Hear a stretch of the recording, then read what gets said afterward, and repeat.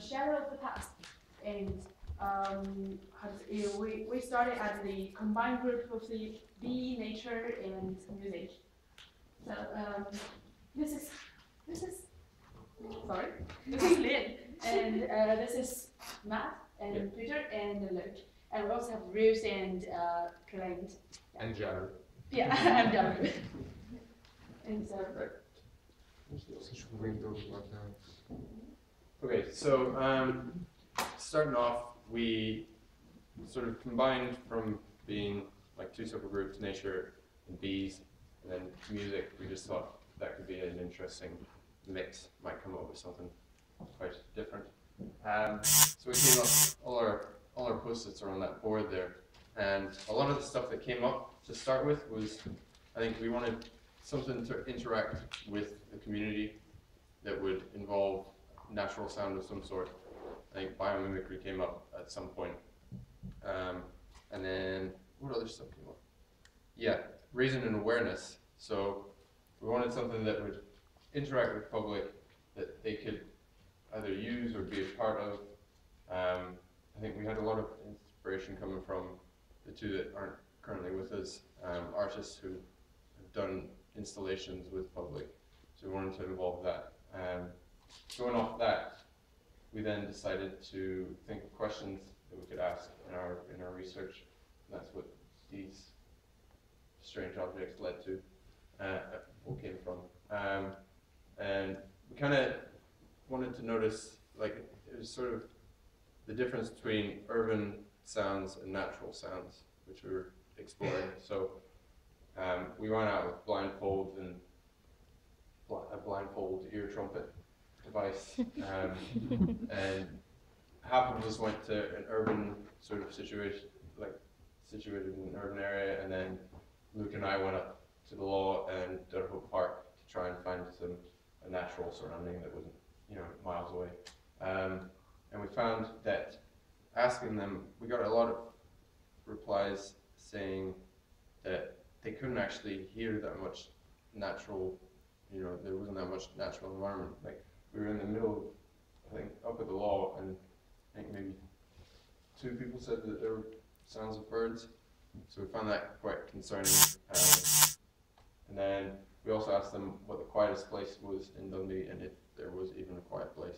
They said the law, but everyone that we asked at the law said that they could hear traffic, no matter like where they were standing or whatever. So going off that, we thought the lack of natural sounds was fairly shocking. So we wanted to go develop that idea, and that led to some of our idea generation. I'm not really sure. Yeah. I think it's on the other side. I did. Oh, this one's. Yeah. Okay, I just wanted to show that we had the idea with the mimicry, like if you want to bring the natural sounds to the city. So we had 2 different approaches as well. For example, Matt wanted to sort of, initial idea was to bring the nature sounds to the city by just introducing them digitally or just plates from speakers. I didn't like that. I just wanted to bring the nature by the natural way. So there are more than one. There's more than one way to skin a cat in this case. We wanted to. So one of our main things was reconnecting, like, the community with nature. Considering that we're in a fairly urban environment, we wanted to sort of reintroduce that sense of nature. And so one of I'm just going to talk about his initial concept, which is the little mushroom over there. So one of the initial concepts was playing up augmented reality. So what our original thought process is that people of the 21st century, a lot of people walk around with their phones listening to music. I don't know how many people in this room do, but I sort of observe, or iPods or some form of electronic device. So what we thought we could do is, having recent developments in apps and augmented reality, what we could do was create positions within the city centre as to if, when you held up your phone to these, say it was shaped like a mushroom or an orb, you'd see a live feed from some nature feed, where it be at the law or just outside Dundee within the surrounding hills. and you'd be able to listen into it through your earphones. Now, the initial concept behind this was we didn't want to sort of force it upon people. I mean, if people don't care about nature, they don't care about nature. But like, as to be unobtrusive, we said, well, if you sort of look up with your phone and that's the only way you can see it and listen to it, then that'd be quite a good starting point. And so from there on, we sort of developed our concepts of sort of bringing nature into the city through an inobtrusive way and having people discover it, engage with it in a much more sort of deep manner, other than just playing sounds around the urban environment. Yeah. So we ended up sort of generating this concept, which is we wanted, I think it fed off the idea of projecting sound into the public. We wanted to reintroduce natural sounds, but we didn't also want to contribute to noise, the current noise pollution levels in the city centre, because we found, I think, Leanne, didn't you say that a lot of people on Commercial Street found that all they heard was traffic and all, it was just constant noise from vehicles and that. So we developed this concept of having different points around the city where there would be a projected sound but focused on one area, and yeah, we'll talk about that. Okay, well, I'll continue kind of on from what Luke spoke about with the mushroom. So from the very beginning, because we were formed out of two groups, nature and music, like the sound was very, very important to us in audio. And we kind of established right at the beginning we didn't really want to do visuals because we wanted to do something different. So we kind of took this mushroom idea and we just decided, well, how can we do that with sound? So you need something that catches people's attention, but it's a sound. But obviously, as Matt was saying, we didn't want to contribute to noise pollution, we didn't want to annoy people, so we wanted something fleeting, something that you would only experience for a split second. And that's how we kind of came to our idea, which is it's a spot that you would walk through, and we use, I can't remember what it's called, it's like sound that's directed in one place. Hypersonic. That one. So basically you can only hear it just as you're walking across the space. So if you've got your headphones in, then you obviously, you don't want to be like distracted by something. You're on your way, you're doing something. But if you want, you can stop to listen and find out what it is. So that was really important to us. We also, we were quite interested in, like I've read a bit before about the way that people walk in different places due to the markings on the ground, especially in Dundee. I don't know if you guys know, in the city centre, there's like loads of bricks, and they're laid out in different ways, and that's one of the reasons why people don't use the Caird Hall Square so much, because the bricks change colour, so it seems like a separate part of the road. So we thought that was really interesting. So we basically said, well, as soon as you hear this noise, you need to get immediately like something that tells you what's happening, or you would just be really confused. So we designed something that is on the floor that you would walk over, which would look similar to this,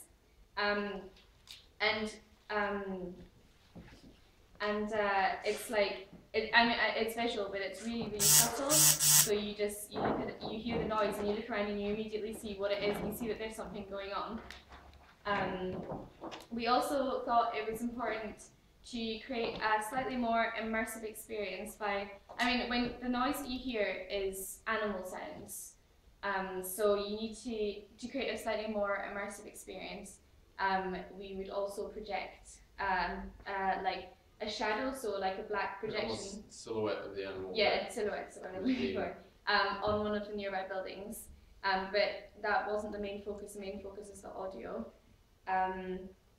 And it was really important that we had the website on the ground so people could find out more information if they wanted to. It was sort of a sense of discovery, I guess. Yeah. City of discovery. So like you'd stand on one point, you'd find that if you're keen on discovering more, you'd see that fleeting image, and then you sort of get a sense. You'd see the little marking on the bottom and try and find out other points around the city. We thought of having publications that would like explain the sort of idea, but we wanted it to, so that you could move it from city to city or whatever. But we wanted it like sort of to discover different points and sort of be interested and sort of involve you in interaction. So once you step on one, you will understand that. Well, if I step on this spot or the pedestal, I hear animal sound, and since I see some others around the corner, I can go there and wait what happens there. What kind of animal will just make me very much scared, and maybe some other projection on some different place, maybe even much more further, maybe somewhere higher. Maybe it's gonna be a bird. Like in this case, you got the what is the name of the Capercaillie. Yeah, this is a footstep of the Capercaillie bird, which is already extinct, right? No. So No. It's endangered. Okay, so because basically it's we should be reminding people of already extinct animals that have been there, or of animals that are endangered right now. For example, the wolf, or actually wolf. That's a bear. We got the wolf one Sorry, over there. Yeah, so we started prototyping our ideas, just coming up with different ways to project the image using shadows, using light instead. We've developed a box that we'll demonstrate. You want to demonstrate it now? I'll demonstrate it. Yeah. So basically all this does is demonstrate a bear-like creature. Oops. One creature. A bear? Find a bear. Here's a bear. Moving across the city somewhere. That's alright. So here we go. So, where is it? Oh, there it is. You can show them the So you'd sort of see something like that sort of crawling. So you'd sort of see something like that crawling across the. Not crawling, it's a terrible word. Moving across the wall when you step on the spot now. We wanted each interaction to sort of be different almost, because there could be some people that were walking over it and facing the opposite direction to the projection. So, like, one person will walk over and be like, "Oh yeah, did you hear that sound?" It's like, "Yeah, I heard it, but did you see the projection?" And then they'd be like, "No, actually, I didn't." And they'd perhaps go back or tell people about it. So that here's our little journey. Journey as a user. So you go from person walks over the thing, sounds emitted from parametric speakers, which are focused on that 1 meter squared, and then anybody else can't hear anything, which will then trigger the animation to go flying across the building, which will be set off by ultrasonic sensors. So once the sensor will detect person walking over that, and the animation will go off. And then once they step off, everything sort of turns off. So we have, yeah, that's sort of the idea, I guess. If that makes sense. Like an isolated sense. Yeah. So sort of how it basically works is you have a speaker which, well, it's almost a normal speaker, it emits sound. But what happens is the speaker has a frequency regulator, which basically changes the frequency of sound waves going down. So a majority of the sound waves will be turned ultrasonic because of them being edited, and therefore only one sound wave, which goes directly in a straight line, will actually reach the spot. Hence, when you walk into the spot, that's the sound you hear, and then walk out, there's nothing, walk back in, you hear it. And basically, the ultrasonic sensor, all it does is it sends an ultrasonic frequency down, and then when you walk in its path, it changes frequency, therefore alerting the emitter, and the emitter then starts the audio recording. Now, what we wanted to do was, these spots represent animals which used to inhabit the Dundee area, and the message of the project is having already urbanized the area and driving these animals out or further afield, or sometimes in extreme cases to extinction, although none of the animals you see here are extinct, they're endangered. But what the point we wanted to get across is, if we keep on doing this and keep on driving animals further and further and further out, and keep distancing ourselves from wildlife that was local to the area, say, not even 100 years ago, I'd say, then we're basically going to wipe them out, pretty much. there won't be any left. People sort of go unnoticed because scale of the city's ever growing. So as the physical distance increases, so does people's mentality distance and their awareness about surrounding wildlife. So we're just trying to bring it back into the city and go, guys, remember, once upon a time, this was their domain. This was this is where bears crawl around, or whatever they will call. Yeah. One of the really important things to our project is that when you hear the sound, you don't just hear the calling of that particular animal, you also hear the sound of its surroundings. That was like really important to us to kind of make people realize that that's where those animals belong, in those surroundings, not where you are, not in your city.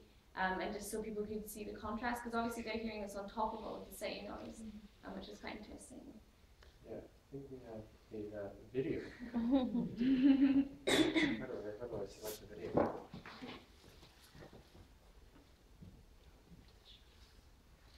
Oh, I got this. I'm going to stand on the chair.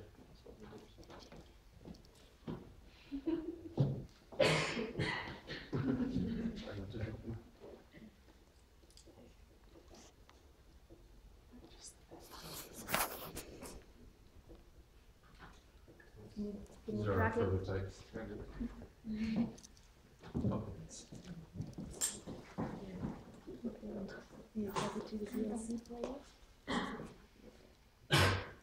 it not working?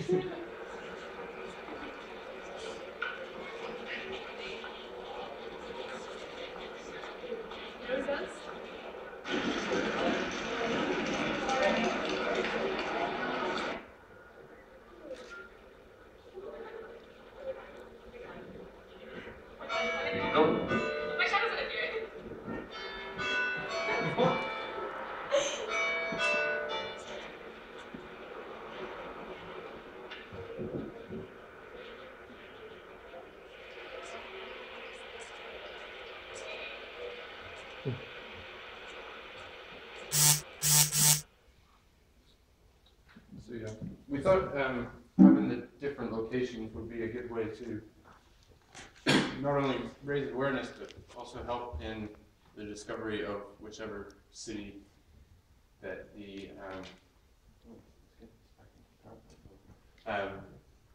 installation is in. So,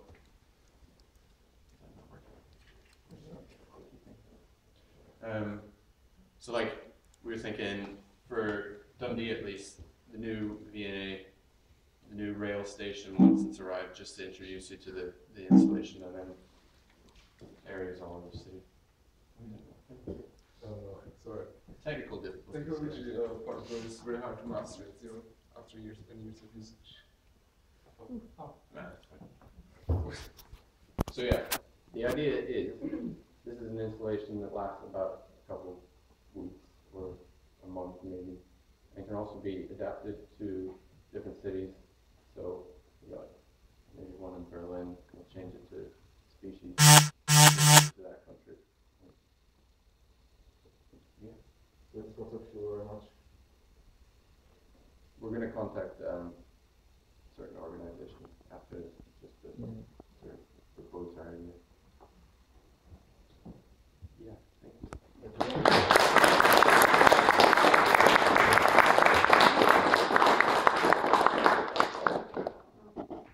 Any questions?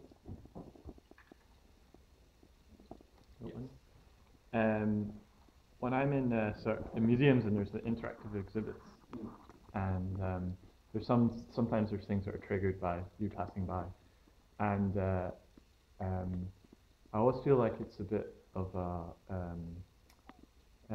these museums and interactive spaces sometimes miss a trick, because like I pass something, and then it plays a sound, or it plays a thing, or starts up something, and if I go back into it and I hear it again and I hear the same thing repeated, there's no reason why the story or the sounds couldn't be just mixed around a bit, because it could be one could be the bears are growling, and maybe another one could be the bears start foraging about, or there's loads more sounds, but it doesn't have to be always the same one, so it would keep people coming back and things. So I was wondering if you'd thought about changing up even on the same spot. Oh, really? That's a good idea. Yeah, good idea. We haven't actually thought of that. I think we sort of focused on just trying to adapt it to other. So get people to go to other Yeah. spots. Yeah. That's a good point. Anyone else? I very much enjoyed your live presentation that showed us how it works with the sound, with the visuals, and I like your guys' badges. Oh, yeah, badges. I think it's a very good idea to have it going across several countries. I think from what I understand so far, it's very much about connecting people through this, and like people sharing the same experience. And right now, very much with like a lot of projects, they're going worldwide. They want like Global Sustainability Jam, that's worldwide, while sharing the same experience and projects. And I think what's special about this, being in different countries, is that there's no language barrier. The animals sound the same in every different country, and Yeah. the footprints look the same wherever you go. One of the points that came up in the initial brainstorming was that sound or music is universal. So I think that was quite interesting. I really like the kind of visualization that you guys have done, and the shadows of the past is quite clever, both how you've incorporated that kind of idea of projection with the branding. Was that something, what kind of came first in the development of that? Well, I think The idea, yeah. then Someone the else can branding. talk. Well, what kind of the name that's what you're talking about, brand, came from the method, pretty much.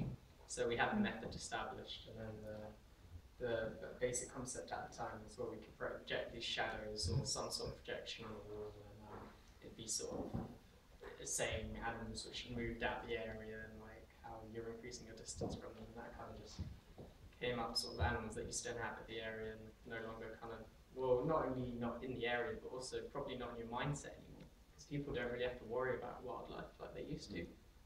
I know maybe a few hundred years ago some people had to really worry, but you don't really have to worry about something that sort of falls out your mind a tad. So.